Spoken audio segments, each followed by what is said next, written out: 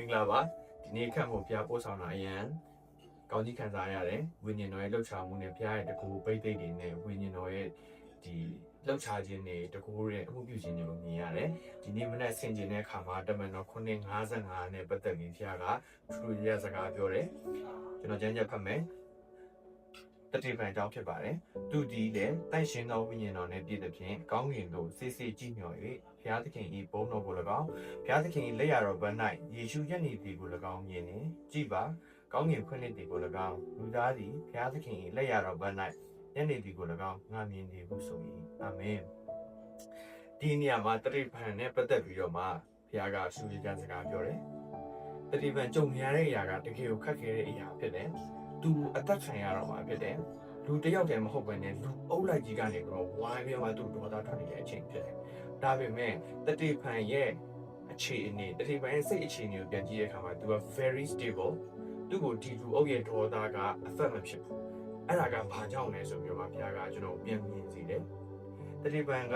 ဒီအဖြစ်အပျက်မတိုင်ခင်အရှိမဘာတွေပြောနေလဲဆိုတော့သူကနှုတ်ကပတ်တော်နဲ့ပတ်သက်တဲ့ဘုရားရွေးချယ်ထားတဲ့ခေါင်းဆောင်တွေဒီယောသကနေစအပြီး history တစ်ခုလုံးကိုပြောနေတာဖြစ်တယ်အဲ့ဒါကိုကြည့်ကြရပြီးသူ့ထဲမှာဘာကိုမြင်ရလဲဆိုတော့နှုတ်ကပတ်တော်နဲ့ပြည့်နေတာကိုမြင်ရတယ်ဘုရားကကျွန်တော်ဘာပြောလဲဆိုတော့ဘုရားကအမှုကြီးပြီးတော့မယ်တကယ်နမိတ်လက်ခံတယ်ပြီးတော့မယ်အဲ့ဒီအရာအတွက်အရင်ဆုံးဘာနဲ့ဖြည့်ထားလဲဆိုတော့နှုတ်ကပတ်တော်နဲ့ဖြည့်ထားပါဆိုပြီးတော့မှဘုရားကတိတိကျကျစကားပြောတယ်နှုတ်ကပတ်တော်နဲ့ပြည့်နေတဲ့တတိပံမှာဖြစ်လာတယ်ဆိုတော့ဒီကြမ်းကြမ်းမှာအရင်ဆုံးမြင်ရတယ်သူဒီလေတက်ရှင်သောဝိညာဉ်တော်နဲ့ပြည့်တယ်ဝိညာဉ်တော်နဲ့ပြည့်လာခဲ့တယ်နှုတ်ကပတ်တော်ပြည့်တဲ့အခါမှာဝိညာဉ်တော်ကအပြည့်အဝလုပ်လို့ရတယ်အဲဒီခါမှာဘာဖြစ်လဲဆိုတော့ဘာကိုထပ်မြင်ရလဲဆိုတော့တစ်စင်ကဖျားရဲ့ဘုံတော်ကိုမြင်ရတယ်ပြီးတဲ့အခါမှာဘာဖြစ်လဲဆိုတော့ကောင်းကင်ပွင့်လေတဲ့ဝိညာဉ်တော်ဖြစ်တယ်ကျမ်းစာထဲမှာကောင်းကင်ပွင့်လေတဲ့ခေါက်ကြီးကအရန်နေတာဖြစ်တယ်တိတိကျကျပြောတဲ့အခါမှာယာကုပ်နော်ပြီးတဲ့အခါမှာယာကုပ်ကောင်းကင်ပွင့်လေတဲ့သခင်ယေရှုဗတ္တိဇံခံတဲ့အခါမှာကောင်းကင်ပွင့်လေတဲ့ပြီးတဲ့အခါမှာတတိပံဖြစ်တယ်ဆိုတော့ဘုရားရဲ့တကယ်ထူးခြားတဲ့နမိတ်လက္ခဏာကောင်းကင်နဲ့ဆိုင်တဲ့ spiritual realm တွေပွင့်နေတာဖြစ်တယ် hallelujah ဆိုတော့ကျွန်တော်ကိုဘုရားကဒီနေ့မှာပါစကားပြောလဲဆိုတော့သင်တဲ့ဖျားခင်ကြီးမားတဲ့မှုတွေပြုမယ်လောကကခက်ခဲကောင်းခက်ခဲနိုင်တယ်လောကကလူရဲ့ကြမ်းတမ်းတဲ့သင်ကိုခြောက်လန့်မယ်မျိုးစုံဘလို့ရနေကမှသင်ကို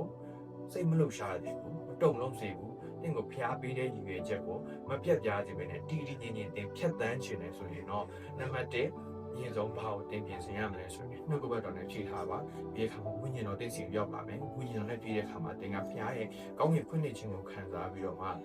ဒီလောကရဲ့ခက်ခဲကြမ်းတဲ့အရာတွေကသင်တို့မဟုတ်တော့ပြီးတဲ့အခါမှာဘာတစ်ခုဖြစ်လာလဲဆိုတော့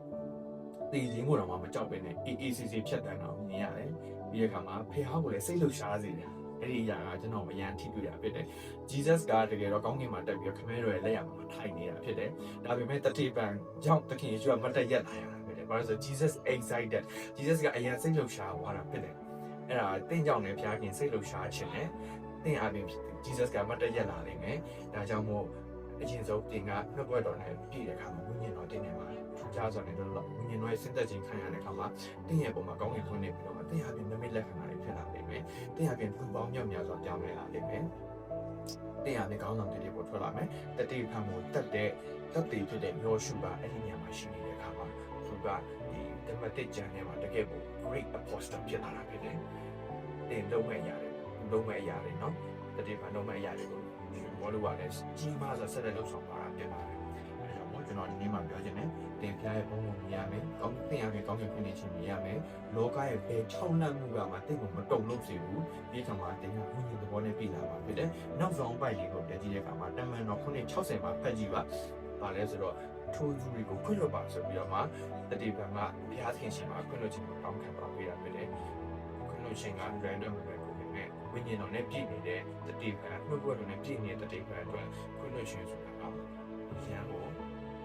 ဒီ naturally ဖြစ်နေတာဖြစ်တယ်။လောက်ယူရဖို့ပဲနဲ့နာကျင်ခံစားရတဲ့ဖြစ်တဲ့ဒေါသနဲ့သူ့ကိုတတ်ဖို့ကြံစီပြီးဖြစ်စေမဲ့ကိုကြောင့်လည်းသူကခွင့်လွှတ်ပေးနေတာဖြစ်တယ်။ဒီမှာရှေ့တာမင်းရရှိတဲ့ပုံမှာကောင်းကင်ဖွင့်လှစ်ခြင်းရှိပါစေ။ဝိညာဉ်တော်နဲ့ဖြည့်ပေးခြင်းရှိပါစေ။ဖျားရဲ့နမိတ်လက္ခဏာနဲ့တကယ်ဝိညာဉ်တော်နဲ့ဆိုင်တဲ့စုကျေးဇူးရောက်စေမှာပြည့်စုံပါစေ။ God bless you all.